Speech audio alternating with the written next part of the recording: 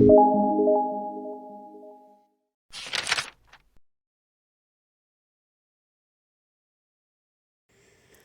video sebelumnya, kita sudah membahas tetapan kesetimbangan berdasarkan konsentrasi. Nah, tetapan kesetimbangan selain dapat dinyatakan berdasarkan konsentrasi, juga dapat dinyatakan berdasarkan tekanan parsial yang disebut dengan tetapan kesetimbangan tekanan parsial dan dilambangkan dengan Kp. Nah, supaya bisa dipahami dengan baik, kita perhatikan terlebih dahulu ilustrasi reaksi N2 ditambah 3H2 menghasilkan 2NH3 dalam wadah tertutup berikut ini. Pada saat setimbang, gas NH3, N2, dan H2 bercampur dan menimbulkan tekanan yang disebut dengan tekanan total dari campuran gas-gasnya. Sedangkan, jika di dalam wadah hanya terdapat satu gas saja, maka tekanan yang ditimbulkan disebut dengan tekanan parsial. Nah, maka tekanan total gas dalam ilustrasi ini merupakan total penjumlahan dari tekanan parsial NH3, N2, dan H2. Selanjutnya, tekanan parsial suatu gas berbanding lurus dengan jumlah molnya, sehingga dapat ditentukan dengan rumus mol gas yang dimaksud dibagi mol total dikali dengan tekanan total. Nah, dalam ilustrasi ini, mol totalnya adalah mol NH3 ditambah mol N2 ditambah mol H2. Sehingga tekanan parsial N2 adalah mol N2 dibagi mol total dikali tekanan total. Untuk H2, tekanan parsialnya adalah mol H2 dibagi mol total dikali tekanan total. Dan untuk NH3, tekanan parsialnya adalah mol NH3 dibagi mol total dikali dengan tekanan total. Selanjutnya, secara umum, tetapan kesetimbangan berdasarkan tekanan parsial merupakan hasil perkalian tekanan parsial zat-zat hasil reaksi dibagi dengan hasil perkalian tekanan parsial zat-zat pereaksi yang masing-masing dipangkatkan dengan koefisiennya. Nah, dalam kesetimbangan homogen, rumus Kp dihitung dari tekanan parsial seluruh zat yang terlibat dalam reaksi. Contohnya, untuk reaksi N2 ditambah 3H2 menjadi 2NH3, reaktannya adalah N2 dengan koefisien 1 dan H2 dengan koefisien 3. Sedangkan produknya adalah NH3 dengan koefisien 2, sehingga Kp sama dengan tekanan parsial produknya, yaitu NH3 dipangkatkan koefisiennya jadi pangkat 2, lalu dibagi dengan tekanan parsial reaktan-reaktannya, yaitu tekanan parsial N2 pangkat 1 dikali tekanan parsial H2 pangkat 3. Untuk tekanan parsial masing-masing zatnya sama seperti ilustrasi yang kita bahas sebelumnya, yakni tekanan parsial N2-nya adalah mol N2 dibagi mol total dikali tekanan total, tekanan parsial H2-nya mol H2 dibagi mol total dikali tekanan total, dan tekanan parsial NH3-nya adalah mol NH3 dibagi mol total dikali tekanan total, di mana mol totalnya adalah mol NH3 ditambah mol N2 ditambah mol H2. Adapun untuk kesetimbangan heterogen, ada beberapa hal yang perlu kita perhatikan. Pertama, jika sistem terdiri dari campuran gas dan padatan, maka zat yang diperhitungkan hanyalah zat yang berwujud gas saja. Kemudian, jika sistem terdiri dari campuran larutan dan padatan, maka zat yang diperhitungkan hanyalah zat yang berwujud larutan saja. Contohnya, untuk reaksi 5CO gas ditambah I2O5 padat, menghasilkan I2 gas ditambah 5CO2 gas, I2O5-nya berfasa atau berwujud padat, sehingga tidak diikutkan dalam persamaan Kp. Maka, Kp sama dengan tekanan parsial I2 pangkat 1 dikali tekanan parsial CO2 pangkat 5 karena koefisiennya 5, kemudian dibagi tekanan parsial CO pangkat koefisiennya, yaitu pangkat 5.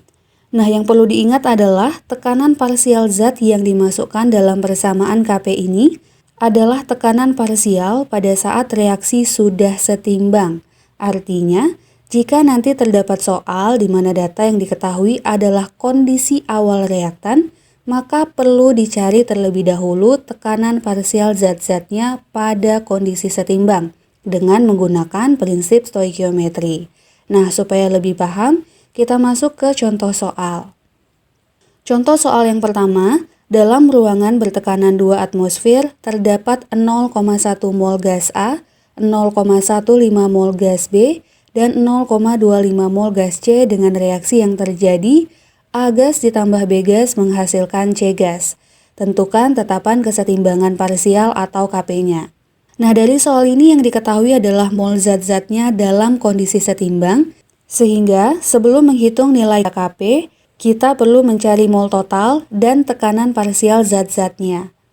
Nah, untuk mol totalnya adalah mol A ditambah mol B ditambah mol C sama dengan 0,1 mol ditambah 0,15 mol ditambah 0,25 mol. Nah, hasilnya adalah 0,5 mol. Berikutnya sesuai dengan pembahasan kita sebelumnya, tekanan parsial zat adalah mol zatnya dibagi mol total dikali tekanan total. Sehingga tekanan parsial untuk A yang kita lambangkan dengan PA sama dengan mol A yaitu 0,1 dibagi mol total yaitu 0,5 dikali dengan tekanan totalnya. Di mana pada soal disebutkan tekanan totalnya adalah 2 atmosfer. Nah, ini jika dihitung hasilnya adalah 0,4 atmosfer. Kemudian untuk tekanan parsial B sama dengan mol B yaitu 0,15 mol dibagi mol totalnya yaitu 0,5 mol dikali 2 atmosfer sama dengan 0,6 atmosfer. Adapun untuk zat C-nya, tekanan parsial sama dengan mol C yaitu 0,25 mol dibagi 0,5 mol dikali 2 atmosfer sama dengan 1 atmosfer. Berikutnya kita tentukan rumus Kp untuk reaksinya. Karena pada reaksi yang ada reaktannya adalah A dan B, produknya adalah C yang seluruhnya berkoefisien 1, maka rumus Kp-nya adalah tekanan parsial C pangkat 1 dibagi tekanan parsial A pangkat 1 dikali tekanan parsial B pangkat 1. Nah, kita substitusikan seluruh nilai tekanan parsial yang sudah kita peroleh ke persamaan Kp ini. Sehingga Kp sama dengan 1 atmosfer dibagi 0,4 atmosfer dikali 0,6 atmosfer. Nah, maka nilai Kp-nya sama dengan 1/0,24. Hasilnya adalah 4,17. Soal yang kedua, dalam ruang 2 liter terdapat 5 mol gas amonia atau NH3 yang terurai sesuai reaksi 2 NH3 gas menghasilkan N2 gas ditambah 3 H2 gas. Pada keadaan setimbang, terdapat 2 mol NH3. Tentukan besarnya Kp jika tekanan total sebesar 2 atmosfer. Nah, dari soal ini, data yang diketahui adalah mol awal dan mol akhir dari NH3 serta tekanan totalnya. Artinya, kita harus mencari mol seluruh zat dalam kondisi setimbang terlebih dahulu, supaya bisa mencari tekanan parsial masing-masing zat dan kemudian menghitung nilai Kp-nya. Jadi, kita buat diagram reaksinya terlebih dahulu, seperti ini. Kemudian dari soal, diketahui mol mula-mula dari NH3-nya adalah 5 mol. Kita tuliskan di sini 5 mol. Kemudian diketahui juga mol NH3 pada kondisi setimbang, yaitu 2 mol. Nah, kita tuliskan di sini 2 mol. Dari data ini, tentunya kita bisa mencari berapa jumlah mol NH3 yang bereaksi, yaitu mol awalnya dikurangi mol pada saat setimbang. Jadi 5 mol dikurangi 2 mol, hasilnya 3 mol. Berikutnya kita dapat menentukan jumlah mol N2 dan H2 yang terbentuk dengan melihat perbandingan koefisiennya dengan koefisien NH3. Untuk N2, koefisiennya adalah 1, sedangkan koefisien NH3 adalah 2. Maka mol N2 yang terbentuk adalah 1/2 kali mol NH3, yaitu 1,5 mol. Untuk H2, karena koefisiennya 3, maka mol H2 yang terbentuk adalah 3/2 kali mol NH3, yaitu 3/2 kali 3 mol, hasilnya 4,5 mol. Dari hasil ini, kita dapat melihat bahwa pada kondisi setimbang, terdapat 2 mol NH3, 1,5 mol N2, dan 4,5 mol H2, sehingga total mol gasnya adalah 2 ditambah 1,5 ditambah 4,5 mol sama dengan 8 mol. Selanjutnya kita tentukan tekanan parsial dari zat-zatnya.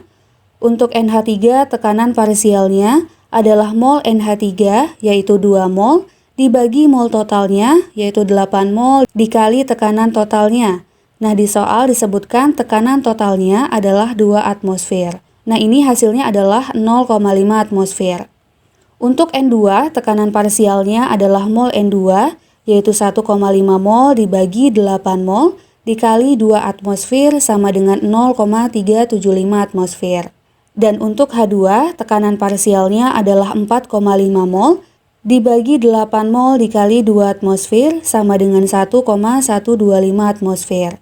Nah, setelah dapat tekanan parsial zat-zatnya, kita baru bisa menghitung tetapan kesetimbangan Kp-nya.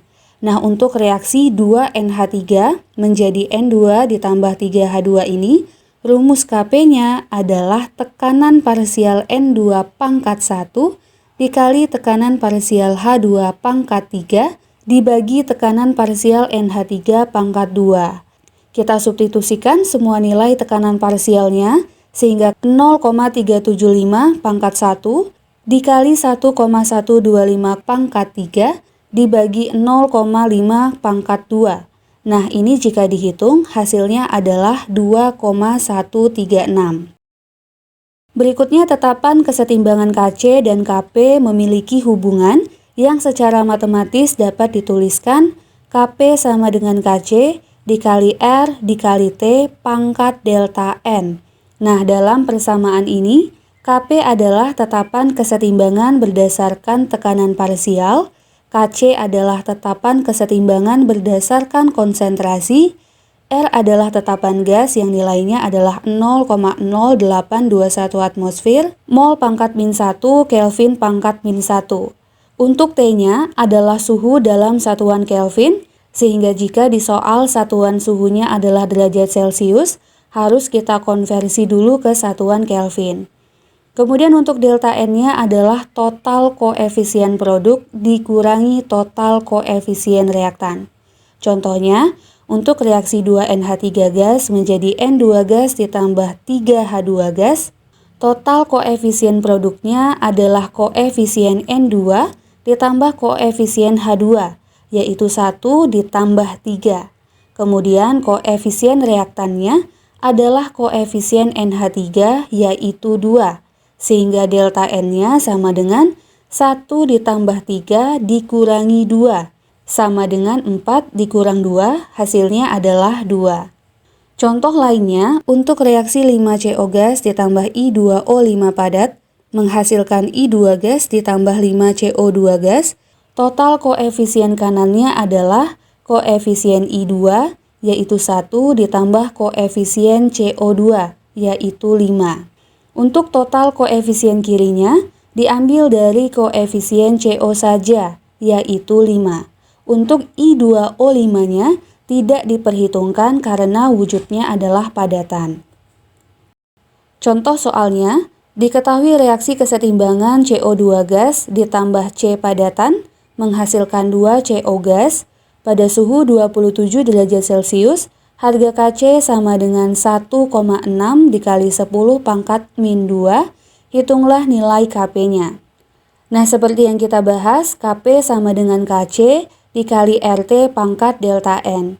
Untuk suhunya, yang diketahui di soal bersatuan derajat Celcius, sehingga harus kita konversi ke satuan Kelvin. Sehingga 27 ditambah 273 sama dengan 300 Kelvin. Kemudian dari persamaan reaksi yang ada, produknya adalah CO dengan koefisien 2 dan reaktannya adalah CO2 dan C dengan koefisien sama-sama 1. Maka delta N-nya adalah 2 dikurang 1 sama dengan 1.